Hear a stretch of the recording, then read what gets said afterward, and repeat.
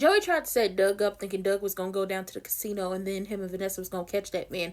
But he didn't even show up to the casino. But now, you know, Vanessa down...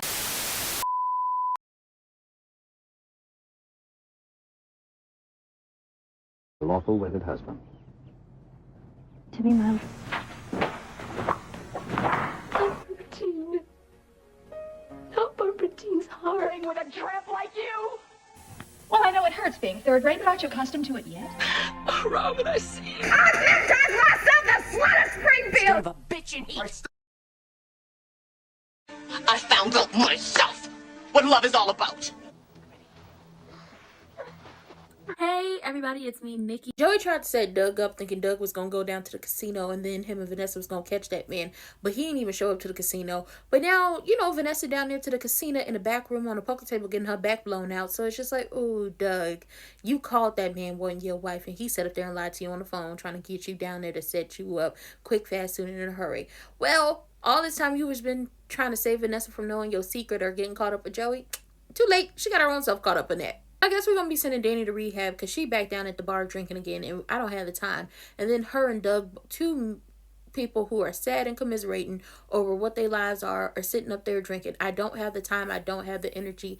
Get up out that bar. So Andre gave Kat this video that he got from security that was supposed to be used for his documentary. And it's Leslie, aka Wiggy Wonder, going into Laura's room the night that her potassium spiked. Now, she called Mona. Mona come down there and meet them at Orphe Jeans. And Mona was like, listen, now that I know who I'm looking at, I think it's her, but I can't say it's her. Like, I can't for sure say that's her. And she tells Jacob, as much as I want it to be her, I can't confirm, so I'm not going to lie to you. And he tells her, you know, I'm going to eventually have to call on you again. And she was like, listen, if you call on her, since this is an open investigation, whatever Wiggy Wonder says out of her mouth is a lie, because she lies a lot. She lied to me multiple times. She lied to Jen. She met us down at the church singing in the choir. Can she sing? We don't know. She probably lied about that too. She probably stole somebody's vocals. But she was like, she lied to us trying to get information on them, and she done ruined everything. Meantime, in between time, Kat is heading over to Crewneck Ted's hotel room to bring him a sandwich. And just like everybody else, Mona is very disappointed in him. But see, it's a problem with that whole sandwich situation. What's the problem with the sandwich situation?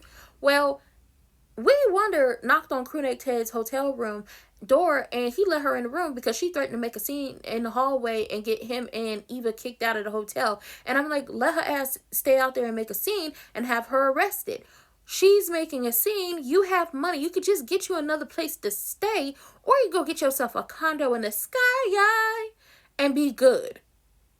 She come in there talking about, I want to talk about Eva. I want to talk about Eva. Let me pour you a drink. I need a drink. You want a drink? I need a drink. Let's reminisce about old times. You used to keep it really cold. Let's, warm it up so I can be comfortable. I remember you used to have a beer to unwind. And then also after you had me. Girl, we don't want to hear about the time you was throwing that Uchi cat at him. It was 20 years ago. We tired.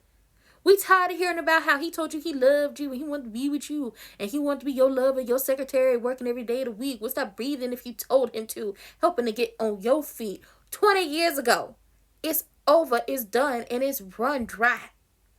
She gonna sit down and talk about, Eva asked if we were ever going to get back together. And I said, I know you motherfucking lie.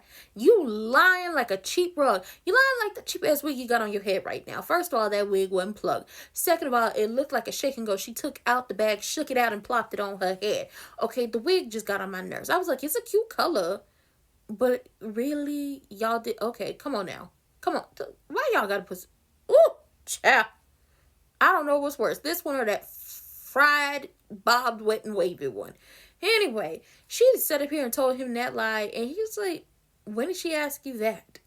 And she is getting caught up, but then she makes up something new. And then she's like, well, we need to be on a united front and we need to do this for her. And it's like, I could see if Eva was a child, but she's a grown adult. Y'all don't have to be on a united front about anything as it pertains to her. You're just still trying to be around him. And it was told to you multiple times he don't want you. So by the time he about to get her up out of there, in comes Kat and she rubbing up all over him and everything.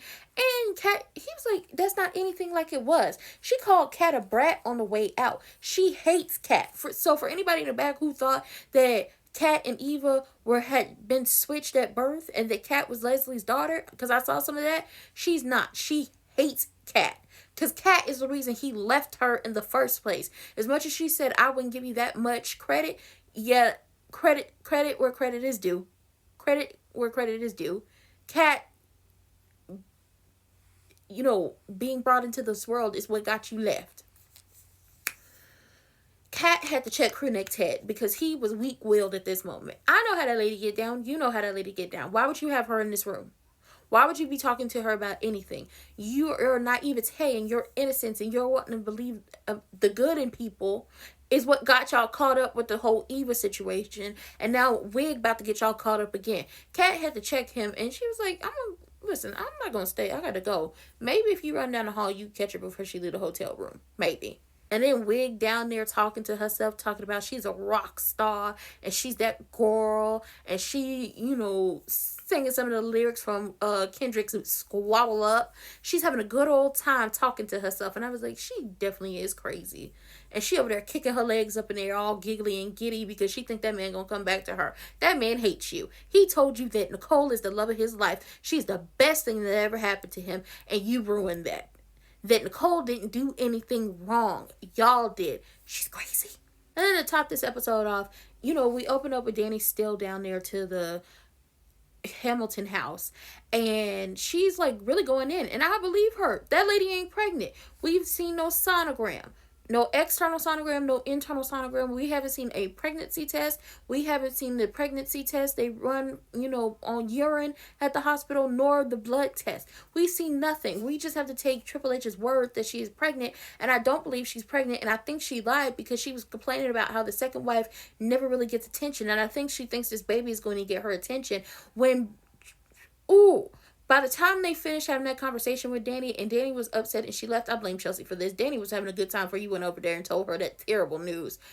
Danny said, when I leave, you are going to go walk into his arms. You are going to cry. You're going to fall into a puddle. And then you're going to say, you only told me that to get me up off your back. And it's exactly what she did, because Danny clocked Triple H at every single turn. She's an easy read. And Triple H likes to be the big bad wolf, but then she likes to turn into the victim. What side do you want to be? And please stick there, because you can't blame Danny for her reactions to all this stuff when y'all are consistently screwing with her and acting like y'all did nothing wrong. Like y'all did nothing wrong. Like y'all just fell in love and she got hurt because she was the ex that couldn't let go, when in reality you slept with her husband.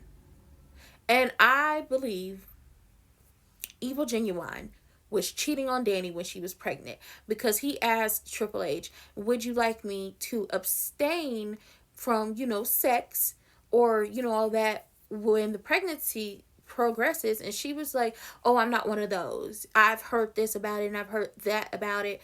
And it was like, oh, so you were cheating on Danny when she was pregnant. You are if I didn't like Evil Genuine now, I sure don't like him after this episode.